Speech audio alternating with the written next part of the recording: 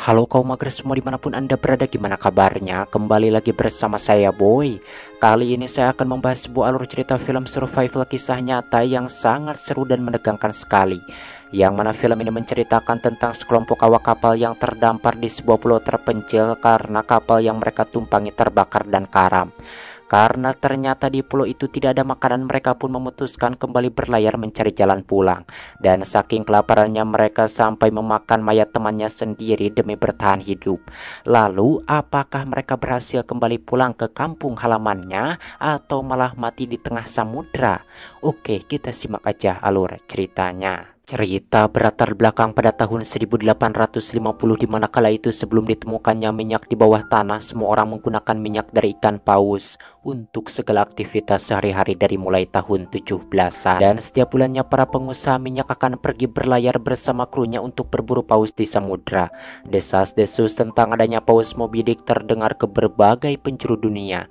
Tetapi sayangnya tidak ada satupun orang yang mengetahui cerita sebenarnya kecuali seorang mantan kru kapal yang kini sudah pensiun. Dan di sebuah pulau Nantucket, Massachusetts, kita akan diperlihatkan dengan seorang penulis novel bernama Herman Melville yang mendatangi rumah Thomas Nickerson untuk mendapatkan kisah yang terus membuatnya penasaran, yaitu tentang kapal Essex dan juga rumor Moby Dick, di mana Tom ini dikenal sebagai mantan salah satu kru kapal Essex yang selamat setelah menghilang cukup lama.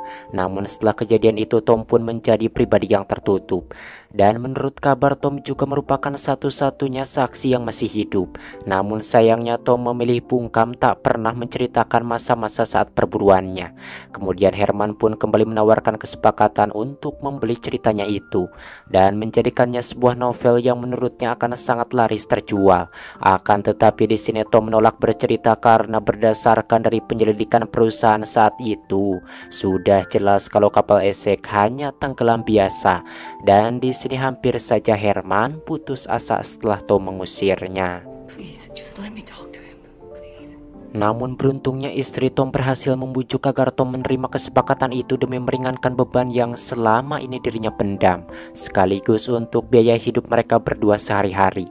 Disebabkan hal itu akhirnya Tom pun luluh dan memutuskan akan menceritakan semua yang pernah dialaminya saat berburu bersama kapal Essex. Kemudian saat itu Tom pun memulai ceritanya. I will tell you of the Essex. Yang mana pada tahun 1820 seorang pemburu paus kawakan bernama Owen Chase dirinya mendapat kabar kalau kapal Essex akan kembali berlayar sebagai kapal pemburu terakhir. Tentu saja kabar itu membuat Owen merasa bahagia, termasuk istrinya, karena sebelumnya Owen telah dijanjikan akan mendapatkan jabatannya sebagai kapten jika dirinya kembali berlayar.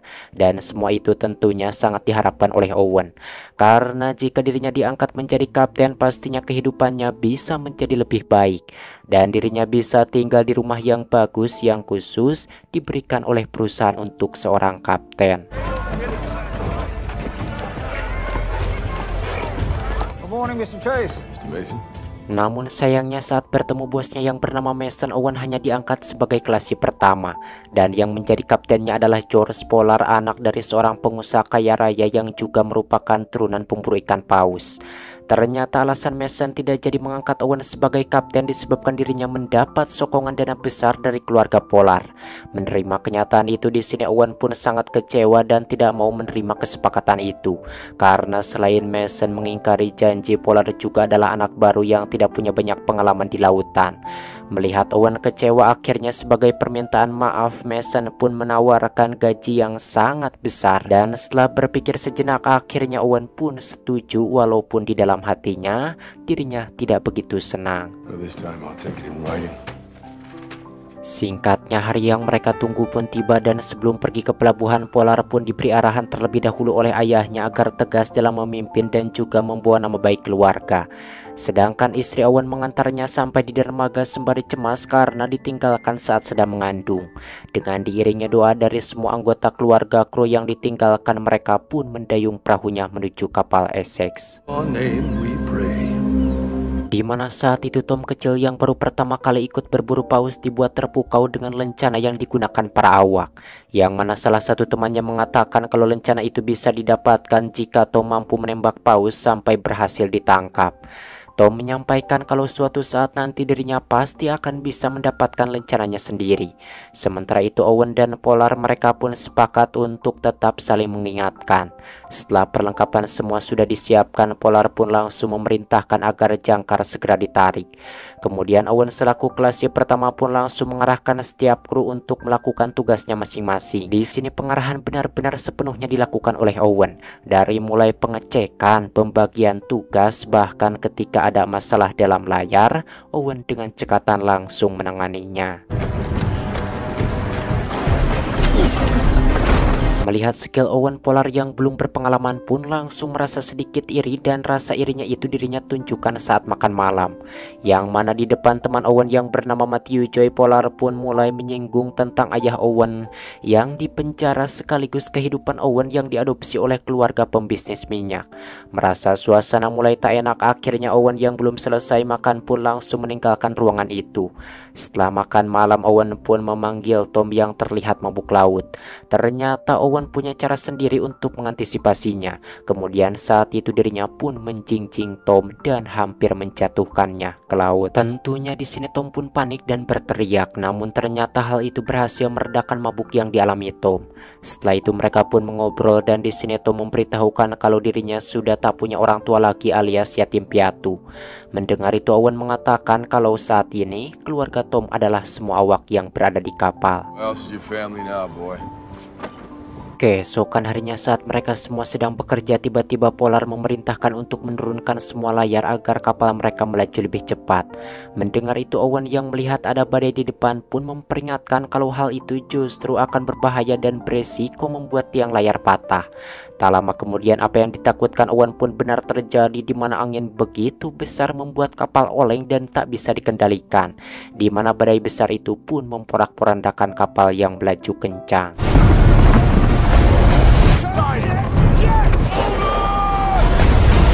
Kekacauan dan kepanikan pun sempat terjadi saat itu. Semua orang berpegangan dan berharap kapal tidak terbalik menenggelamkan mereka semua. Beruntungnya dengan perintah dari Owen, akhirnya mereka berhasil keluar dari badai itu dan kapal pun bisa seimbang kembali. Namun tentu saja hal ini membuat Polar lagi-lagi kembali merasa iri. Keesokan harinya Polar pun memanggil Owen ke ruangannya dan memutuskan kembali ke dermaga untuk memperbaiki kapal. Selain itu dirinya juga meminta Owen untuk mengundurkan diri karena dianggap melawan perintah kapten. Di sini Owen tentunya tidak terima karena jelas-jelas kemarin Polar sendiri yang memerintahkan agar semua layar dibuka. Karena tak mau disalahkan, di sini Polar pun membela diri dengan mengatakan kalau Owen harus ingat siapa dirinya yang hanya seorang anak petani biasa. Mendengar hal itu Owen pun berusaha tetap tenang dan menjelaskan kalau sekarang yang dibutuhkan adalah kerja sama tim, karena kembali ke kota dengan tidak membawa minyak adalah sebuah kesalahan besar. Dan akhirnya Polar pun memutuskan akan terus melanjutkan pelayarannya demi membawa target 2000 barel minyak. 3 bulan kemudian di tengah Samudra Atlantik akhirnya mereka pun menemukan apa yang mereka cari. Lalu lonceng kapal pun dibunyikan sebagai peringatan agar semuanya bersiap-siap untuk menaiki skoci. Dengan berbekalkan tombak bertali, Owen akhirnya berhasil menombak seekor paus. Pada awalnya mereka cukup kerepotan karena paus itu terus-terusan menarik tali mereka ke dasar lautan sampai tali itu hampir habis.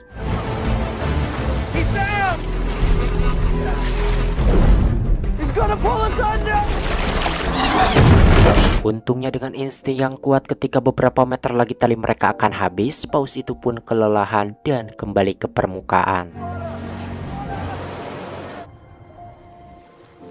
Malamnya mereka pun disibukkan dengan memotong tulang-tulang paus itu serta mengambil minyak dari dalam kepalanya dengan ember yang sudah disiapkan. Tom sendiri yang memang kebetulan badannya kecil terpaksa masuk ke dalam kepala paus untuk mengambil minyak yang tersisa. Dan ini adalah salah satu pengalaman yang tidak terlupakan oleh Tom, masuk ke dalam kepala paus yang menjijikan demi minyak yang akan menjadi pundi-pundi harta untuk mereka semua. Namun sayangnya hasil buruan pertama ini hanya menghasilkan 47 barel minyak dan masih jauh dari target mereka yaitu 2000 barel. Dan kini tidak ada pilihan lain selain mereka harus pergi menuju Samudra Pasifik dengan harapan bisa menemukan banyak paus di sana. Akan tetapi sialnya setelah beberapa bulan berlayar kemunculan paus tak lagi mereka temukan. Dan setelah hampir setahun berlayar, Kapten Polar pun semakin enggan untuk berbaur dengan awak-awak kapalnya. Semakin terkikisnya harapan mereka, watak Owen dan Polar pun semakin keras. Bahkan Polar sendiri lebih banyak menghabiskan waktunya di dalam kabin. Hingga pada suatu waktu perbekalan makanan sudah mulai habis dan mereka pun memutuskan untuk berlabuh di daerah Ekuador. Yang mana di sana tak sengaja Polar dan Owen pun bertemu dengan kapten kapal Spanyol yang memberitahu mereka kalau ada sebuah samudra di 4800 pinggiran Khatulistiwa yang terdapat ribuan paus hidup di sana. Bahkan dalam sekali berburu mungkin mereka bisa mendapatkan hingga 3000 barel minyak paus. Namun si kapten itu melanjutkan kalau perburuan mereka di sana sangat berbahaya hingga membunuh beberapa awak kapalnya. Karena di sana ada monster paus raksasa berwarna putih yang kibasan ekornya saja dapat menghancurkan sebuah kapal pemburu. Akan tetapi Polar dan Owen yang sudah sangat frustasi, mereka tidak memperdulikan peringatan tersebut. Kemudian mereka pun tetap nekat langsung berlayar ke sana mengikuti arah angin timur menuju sebuah samudra yang benar-benar sangat jauh dari daratan manapun. Kemudian salah satu awak kapal yang masih ada hubungan darah dengan Kapten Polar pun melaporkan kalau para awak tidak setuju dengan keputusannya untuk berlayar sejauh itu. Namun laki-laki Polar tidak memperkenankan seorang pun untuk membantah perintahnya. Dan setelah 14 bulan berlayar, akhirnya tibalah mereka di suatu daerah yang bernama Offshore Grounds. Dan benar saja mereka pun menemukan ratusan bahkan ribuan paus berenang di bawah kapal mereka. Tapi ini tidak sepenuhnya menjadi kabar baik karena disinilah tragedi itu akan dimulai. Dan terlihat saat itu mereka pun bersorak karena begitu banyak paus yang bisa mereka buru. Lalu satu persatu tombak itu pun ditembakkan sampai tiba-tiba seekor paus menabrak sekoci Owen dan membuatnya terbalik.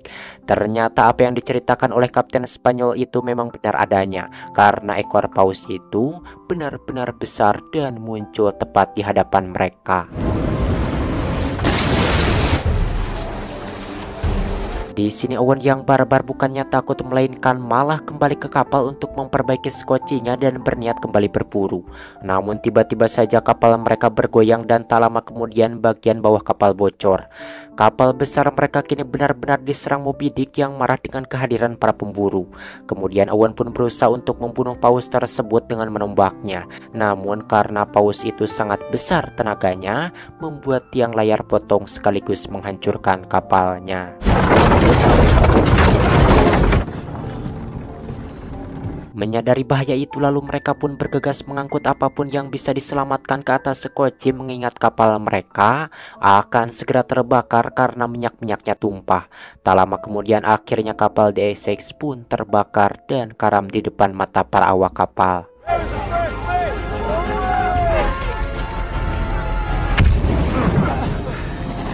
Dan kini mereka pun terombang-ambing dalam 3 sekoci di 7.500 km tengah laut dari barat Amerika Selatan.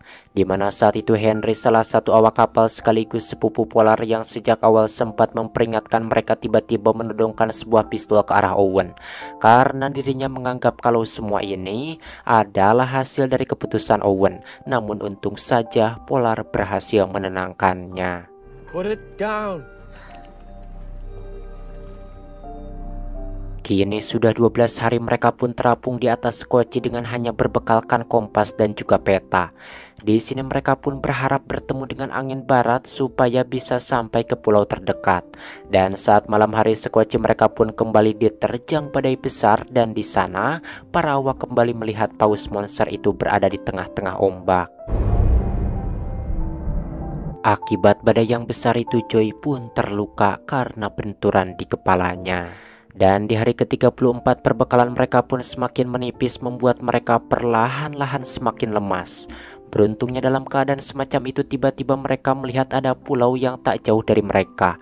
Dengan penuh semangat lalu mereka pun mendayung mengarahkan sekocinya ke pulau tersebut. Namun sialnya tiba-tiba si paus monster itu muncul dan kembali menyerang mereka. Dan kali ini paus itu berhasil merusak semua sekoci, bahkan berhasil juga membunuh beberapa awak. Akhirnya mereka yang tersisa pun terpaksa berenang dan berhasil mencapai pulau dengan selamat. Karena sudah sangat lapar mereka pun langsung memakan apa saja yang ada di pulau itu. Seperti Owen yang berusaha menangkap ikan di kubangan dan langsung memakannya mentah-mentah. Malamnya mereka pun berusaha menyalakan api dengan harapan asapnya dapat dilihat oleh kapal-kapal lainnya yang melintas. Walaupun pada kenyataannya tidak mungkin ada kapal yang berlayar hingga ke ujung samudra seperti mereka. Keesokan harinya mereka pun tak sengaja menemukan kerangka manusia di mana hal itu menandakan bahwa di pulau ini tidak ada makanan untuk bertahan hidup ataupun kapal yang lewat. Disebabkan hal itu akhirnya Owen dan Polar pun memutuskan untuk memperbaiki sekoci yang tersisa dan segera meninggalkan pulau sebelum mereka benar-benar mati kelaparan. Keesokan paginya mereka pun bersiap untuk kembali berlayar. Namun tanpa disangka ternyata beberapa dari mereka termasuk Joy memutuskan untuk tidak ikut dan memilih tetap tinggal di pulau. Disebabkan Joy yang kondisinya memang sudah benar-benar lemah merasa kalau sudah tak ada gunanya lagi melanjutkan perjalanan. Mendengar itu tentu saja Owen pun sangat merasa sedih. Dan dirinya berjanji bahwa setelah nanti sampai di Nantucket akan mengirimkan kapal untuk menjemputnya. Setelah 48 hari berlayar sekoci milik Polar terbawa arus sampai pada akhirnya mereka pun terpisah. Yang mana di sekoci milik Owen tanpa mereka sadari ternyata salah satu awak sudah mati kelaparan. Di tengah kesedihannya Benjamin pun berniat untuk membuang mayat temannya itu ke lautan. Namun Owen harus memutuskan sesuatu hal yang berat dan mengatakan kalau seorang pelaut tak akan pernah membuang sesuatu yang bisa menyelamatkan nyawanya. Tentunya di sini mereka pun paham dengan apa yang dimaksud oleh Owen. Tom juga tentunya tak kuasa kalau harus memakan mayat manusia demi bertahan hidup. Apalagi ini adalah pengalaman pertama yang sangat buruk untuknya. Tapi Owen berusaha menenangkan kalau semua ini akan segera berakhir. Ternyata hal serupa juga terjadi di sekoci milik Kapten Polar. Bahkan lebih parah yang mana di hari ke-71 mereka yang tersisa 4 orang memakai lotre untuk menentukan siapa yang akan dikorbankan untuk dijadikan santapan. Sebenarnya saat itu Kapten Polar lah yang harus menjadi korban. Namun saudaranya Henry akhirnya memilih untuk mengakhiri hidupnya demi menyelamatkan Polar dan juga yang lainnya. Mereka yang kala itu masih terombang-ambing di Samudra Pasifik tanpa arah kini keadaannya semakin kurus dan lemas karena kelaparan. Beruntungnya Polar bertemu kembali dengan Owen. Dan di sini Owen pun sangat merasa senang karena akhirnya mereka bisa kembali bertemu. Namun tiba-tiba saat itu paus tersebut kembali muncul seakan-akan tidak ingin melepaskan mereka. Di sini awalnya Owen pun berniat untuk membunuh paus tersebut. Namun paus itu seolah berbicara dengan matanya untuk mengakhiri permusuhan di antara mereka. Hingga akhirnya Owen pun mengurungkan niatnya dan membiarkannya pergi. Yang mana kini mereka semua pun sudah benar-benar pasrah karena sudah tak memiliki tenaga lagi. Tak lama kemudian arus kembali memisahkan kedua sekoci Polar dan Owen ke arah yang saling berlawanan. Dan di hari ke-82 tiba-tiba sebuah kapal dagang melintas dan melihat sekoci milik Kapten Polar. Hingga akhirnya Kapten Polar pun diselamatkan bersama seorang rekannya yang masih selamat. Sementara itu sekoci milik Owen mereka masih juga terapung hingga 90 hari. Dan kini mereka semua termasuk Tom sudah nampak seperti mayat hidup. Yang mana di sini Owen pun sudah berpasrah dan menyerahkan hidupnya. Namun beruntungnya saat itu tiba-tiba ada burung terbang yang menandakan kini mereka sudah berada dekat dengan daratan. Dengan keadaan tak berdaya, lantas Tom pun berusaha menyadarkan Owen. Dan tak lama kemudian akhirnya mereka pun diselamatkan oleh para nelayan Chili. Yang mana setelah melakukan pemulihan mereka pun menemukan kapal dan kembali pulang. Di mana perjalanannya itu membutuhkan sekitar 3 bulan untuk sampai di pelabuhan Nantucket. Dan masyarakat yang melihat kepulangan mereka pun hanya menyambut dengan heran seolah mereka melihat hantu. Dan akhirnya Owen pun bertemu kembali dengan istri dan anaknya yang kini sudah besar. Tentunya kenyataan itu membuat Owen sangat merasa bahagia, begitu juga dengan istrinya yang selama ini sudah menganggap Owen meninggal. Namun rupanya masalah tidak berhenti sampai di situ saja, di mana saat itu Owen pun dipanggil dan dipertemukan kembali dengan Polar. Di sini Owen pun diminta agar berbohong dan menutupi kejadian sebenarnya saat nanti diadakan investigasi. Semua itu tentu saja agar keluarga Polar mendapat uang asuransi. Walaupun telah ditawari akan diberi upah atas kebohongannya, namun Owen tetap menolak. Sebelum pergi, Owen pun menyarankan agar Kapten Polar lebih baik jujur, karena Polar sendiri yang tahu bagaimana pedihnya saat mereka bertahan hidup dan dikejar-kejar paus monster itu. Dan ini untuk terakhir kalinya Tom bertemu dengan Owen. Kemudian saat itu Owen pun memberikan kenang-kenangan, yakni sebuah lencana pemburu paus yang dulu dirinya damba-dambakan. Dan di sini Tom pun mengucapkan terima kasih karena selama ini Owen telah melindungi dan juga menjaganya. Keesokan harinya Polar pun didatangkan ke pengadilan, dan tanpa disangka ternyata Polar menceritakan kejadian yang sebenarnya yang membuat para pengusaha marah termasuk ayahnya. Namun meski demikian Polar kembali dikirim untuk membunuh paus itu. Namun sialnya Polar tidak pernah menemukan kembali, hingga pada akhirnya Polar pun kembali membuat kapalnya karam di lautan Hawaii. Dan sejak kejadian itu Kapten Polar pun memutuskan berhenti berlayar. Sedangkan Owen sendiri menepati janjinya untuk mengirimkan kapal ke pulau tempat Joy berada. Dan secara ajaib mereka yang memilih tinggal waktu itu selamat, kecuali Joy yang memang sudah terluka. Setelah penyelamatan itu Owen bersama istrinya pun pindah ke New Bedford dan menjalani kehidupan baru menjadi seorang pedagang. Setelah semalaman bercerita, Herman Melville pun akhirnya menutup buku catatannya yang kini sudah terisi penuh dengan kisah Tom, yakni sebuah kisah yang sudah dipendamnya bertahun-tahun, bahkan termasuk kepada istrinya. Dan di sini Herman sangat terpukau dengan kisah tragis ini. Namun dirinya pun memutuskan untuk tidak menceritakan semuanya nanti ke dalam bukunya. Yang mana saat mereka akan berpisah, Tom pun mengatakan kalau di belahan dunia lain ada seseorang yang berhasil menggali tanah dan menemukan minyak. Namun tentu saja Tom dan Herman pun tak percaya akan hal tersebut. Dan sejak itulah orang-orang pun mulai menggali tanah untuk mencari minyak di dasar bumi.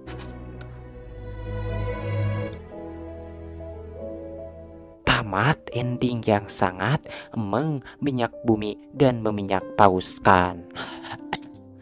Alah, panjang sekali.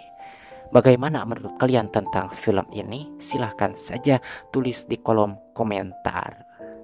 Menurut saya sangat meng-survival sekali filmnya, dan salah satu film survival terbaik menurut saya, karena ya sangat ekstrim, petualangannya juga panjang dan seru sekali, dan ini juga kisah nyata lagi. Oke, akhiri saja saya Boy pamit dari ruang dengar Anda. Sampai berjumpa kembali di video selanjutnya.